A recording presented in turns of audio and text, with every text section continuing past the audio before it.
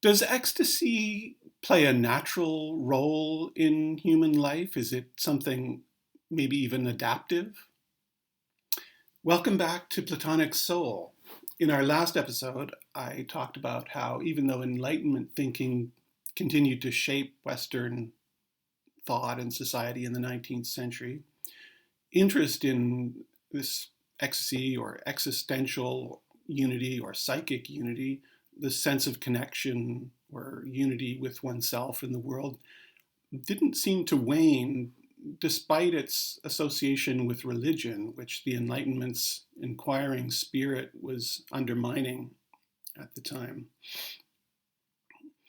Instead, it seemed to take on an increasingly secular form in cultural movements like Romanticism and Transcendentalism. Today, I'd like to look at what I think is a particularly significant shift in what you could call this secularization of ecstasy, the moment at which it becomes an object of scientific study. And I think this moment lives particularly fascinatingly in a classic work by one of the founders of modern psychology, William James, who was also, by the way, godson of the transcendentalist Ralph Waldo Emerson, not to mention the brother of the novelist Henry James. So that book by William James is The Varieties of Religious Experience, which was published in 1902. It's a work of science in that James isn't interested here so much in theology, hardly at all, really. He's interested in the psychological phenomena that he sees as being at the heart of religion. In that he reminds me a bit of Freud's friend Romain Rolland, perhaps, that we talked about in the last couple episodes ago. Perhaps Rolland was influenced by James. James's book may seem unscientific a bit by today's standards. It sort of is, because it relies almost or entirely on anecdotal sources, various first-person descriptions from historical texts or works of world literature, including Whitman's Song of Myself, which we looked at last time. I think it's probably fair to assume not a lot of experimentation had been done on these states at the time. But what really makes it, I think, a work of science is that it assumes these phenomena have a natural cause. And he tries to investigate, or a natural cause, a natural role, and he tries to investigate what that is. And it also becomes clear, this is another quite interesting thing I think about this book, is that despite the use of religion in the title, it becomes clear as you read it that he doesn't see these phenomena, unitive states. The unitive states are really the focus of the book, I think.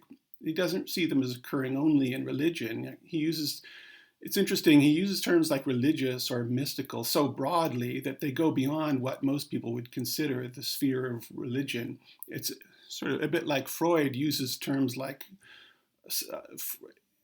eros so broadly that they go beyond what Plato does too, they go beyond what most people would think of as erotic. And so it comes to have almost a different sense than the everyday. Anyway, by mystical, he really means unitive states in general, and he gives all kinds of examples of those. A lot of them are from religion, but some of them aren't. Basically, this is how he defines the mystical. In mystic states, we both become one with the absolute reality, and we become aware of our oneness. And he refers to Walt Whitman, for example, as a great mystic.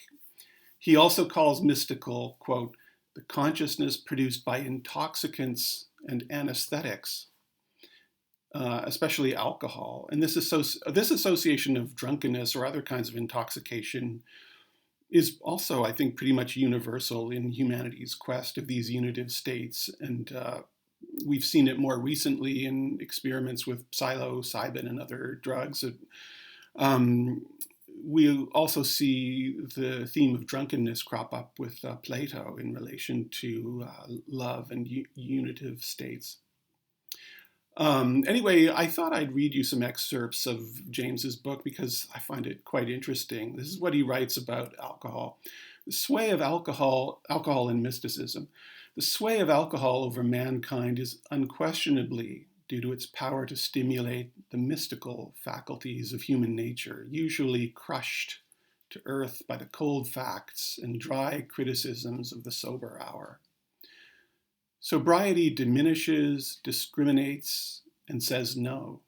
Drunkenness expands, unites, and says yes. It is, in fact, the great exciter of the yes function in man. It brings its votary from the chill periphery of things to the radiant core. It makes him, for the moment, one with truth. Not through mere perversity do men run after it. The drunken consciousness is one bit of the mystic consciousness, and our total opinion of it must find its place in our opinion of that larger whole. James, by the way, notes, you could say more soberly elsewhere in his book, the limitations of this state. If merely feeling good, those are his quotation marks, could decide, drunkenness would be the supremely valid human experience, but its revelations, however acutely satisfying at the moment, are inserted into an environment which refuses to bear them out for any length of time. So the thoughts that we might have had, or the euphoria we might have experienced in a night on the town, the optimistic thoughts that it might have accompanied it don't always last until the morning after. James also writes at some length of the mystical, in his words, effect produced by nitrous oxide, also known as laughing gas, from his own experience using it, though he sees in it a limitation similar to that of drunkenness. But it's still quite interesting how he talks about it. Nitrous oxide and ether, especially nitrous oxide, when sufficiently diluted with air, stimulate the mystical consciousness in an extraordinary degree. Depth beyond depth of truth seems revealed to the inhaler. This truth fades out, however, or escapes at the moment of coming to. And if any words remain over in which it seems to clothe itself, they prove to be the veriest nonsense. Nevertheless, the sense of a profound meaning, having been there, persists, and I know more than one person who is persuaded that in the nitrous oxide trance we have a genuine metaphysical revelation. Some years ago, I myself made some observations in this aspect of nitrous oxide intoxication and reported them in print. One conclusion was forced upon my mind at that time, and my impression of its truth has ever since remained unshaken. It is that our natural waking consciousness, rational consciousness as we call it, is but one special type of consciousness, whilst all about it, parted from it by the filmiest of screens, there lie potential forms of consciousness entirely different. We may go through life without suspecting their existence, but apply the requisite stimulus, and at a touch, they are there in all their completeness, definite types of mentality, which probably somewhere have their field of application and adaptation. No account of the universe in its totality can be final, which leaves these other forms of consciousness quite disregarded. How to regard them is the question, for they are so discontinuous with ordinary consciousness. Yet they may determine attitudes, though they cannot finish formulas, and open a region, though they fail to give a map. James on top of being an original thinker, can be quite a nice writer.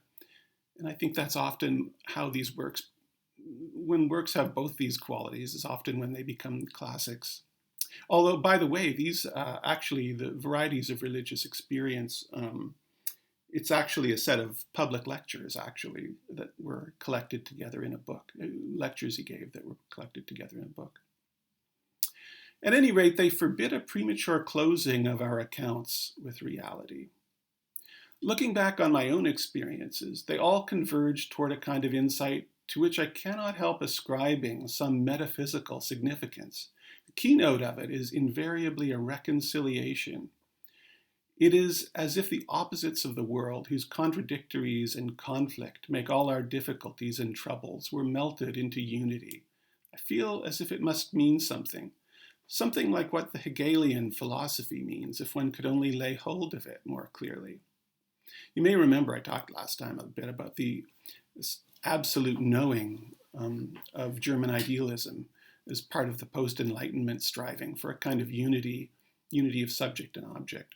Hegel's the German idealist par excellence, I think you could say. His phenomenology of spirit famously traces out the itinerary of the mind toward this absolute knowing. But his writing's also famously difficult.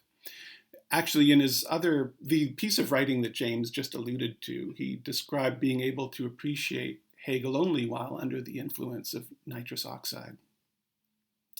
Anyway, James also actually talks not just about drugs bringing about these experiences, but also encounters with the wondrous generally in nature, for example. And sometimes as things that are states that just seem to come to us out of the blue. The point I'm trying to make is that he used the term mystical so broadly that I think he's really trying to get at the idea of what we would today call altered states of consciousness or unitive states. Anyway, another thing that's quite striking about James, I think, is that he sees these states as natural, not just in the sense that they're a universal element of human experience, but that they play a natural role, like they fill a natural need for us. In this, he saw himself as swimming against a certain intellectual current of his time, even though the bulk of people in Western countries are still going to church. The intellectual elites, Nietzsche and Marx and their followers, for example, and many others, I'm sure, were starting to be rather skeptical of religion. So he talks about this trend in his time to pathologize religion, reducing it to unconsciously lived out sexual or other natural impulses. So this is 1902. Freud had been practicing, I guess, since the mid-1880s, but he wasn't really well known at the time. So I think it's quite possible. So this theory sounds obviously Freudian, but I think it seems likely that there were lots of Freudian-ish ideas circulating at the time. Anyway, James writes, according to these accounts, conversion is a crisis of puberty and adolescence. The macerations of saints and the devotion of missionaries are only instances of the parental instinct of self-sacrifice gone astray. For the hysterical nun, starving for natural life, Christ is but an imaginary substitute for a more earthly object of affection. A variant of this attitude, he writes, is to see religious states as manifestations of physical disorders, which he calls medical materialism, and he's fond of ridiculing. He writes, in this view, medical materialism finishes up St. Paul by calling his vision on the road to Damascus a discharging lesion of the occipital cortex, he being an epileptic. Snuffs out St. Teresa as an hysteric, St. Francis of Assisi as an hereditary degenerate. George Fox he's the founder of the Quakers, discontent with the shams of his age, and is pining for spiritual veracity it treats as a symptom of a disordered colon. All such mental overtensions, it says, are, when you come to the bottom of the matter, mere affairs of diathesis, susceptibility to mental illness. Auto-intoxications, most probably, due to the perverted action of various glands which physiology will yet discover. But James argues that religion, and I think we can say unitive experiences really, they play a natural role in re-energizing the human organism. It's part of human nature, he writes, for us to feel divided against ourselves, or as he puts it, to feel a debilitating anxiety that, quote, there is something wrong about us as we naturally stand, unquote. The mystical core of religion, he says, unblocks this sense of being divided against ourselves by bringing about a reconciliation between the warring parts of the psyche, by putting the ordering conscious mind in touch with the unconscious, which, as we'll see in a minute, he sees as having this vast energizing potential. And that I also wanted to talk about something, again, getting back to Freud. I can't help, it's hard, partly because they lived at almost the same time, but also because their thoughts are both similar in interesting ways and different in interesting ways. I can't help thinking about Freud when I'm thinking about James. But anyway, of course, there's this popular myth about Freud that he was the discoverer of the unconscious. And by the way, Sigmund Freud and James corresponded, and apparently they met in 1909 near the end of James's life, and they went for a stroll, which had to be cut short because William James was already in bad physical shape at the time. Anyway, I wouldn't want to diminish Freud's contribution to psychology, but it does seem that the concept of the unconscious was already pretty current by the time his first book came out that really delved into it, On the Interpretation of Dreams, which was published in 1899, just 3 years before James's book. Anyway, James writes, the subconscious self is nowadays a well-accredited psychological entity. Apart from all religious considerations, there is actually and literally more life in our total soul than we are at any time aware of. And here he quotes the poet Frederick Myers. Each of us is in reality an abiding psychical entity far more extensive than he knows, an individuality which can never express itself completely through any corporeal manifestation. The self manifests through the organism, but there is always some part of the self unmanifested, and always, as it seems, some power of organic expression in abeyance or reserve. And it's interesting, I hope eventually we'll talk about St. Augustine as a Platonist, and there's a passage of Augustine that's quite similar to this. He uses slightly sort of different vocabulary.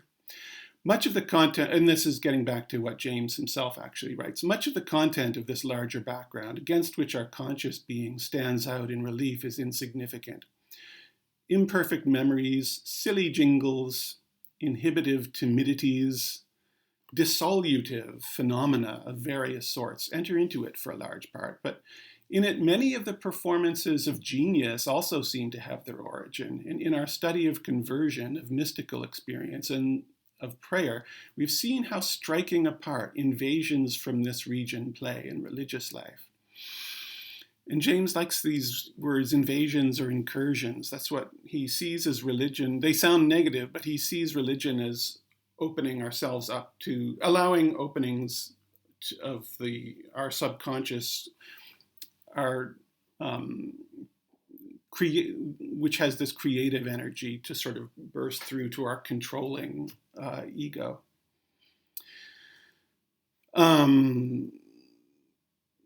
In this similar passage to the one I just quoted, here's a similar one just a few pages apart from this. But yeah, I guess he sees this as important enough to bear out sort of this quasi-repetition. And it's also, I find, interesting to read.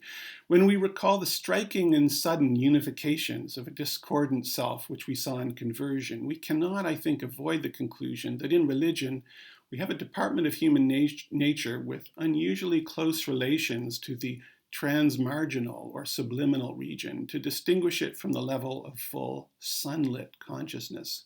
Call this latter the A region of personality, if you care to, and the other the B region. The B region, then, is obviously the larger part of us, for it is the abode of everything that is latent, and the reservoir of everything that passes unrecorded or unobserved.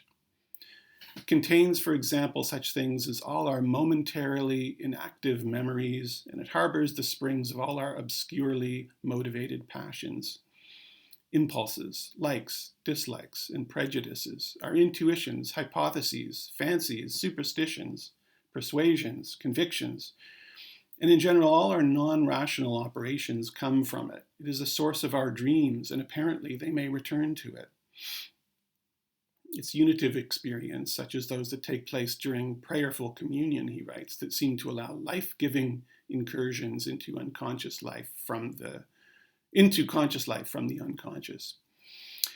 So he speculates that what seems to be happening is that in these moments, the conscious mind is somehow able to access this virtually infinite richness of the unconscious, including the emotive fuel for our ideas or purposes. He writes, spiritual strength really increases in the subject when he has them. A new life opens for him. and they seem to him a place of conflux where the forces of two universes meet.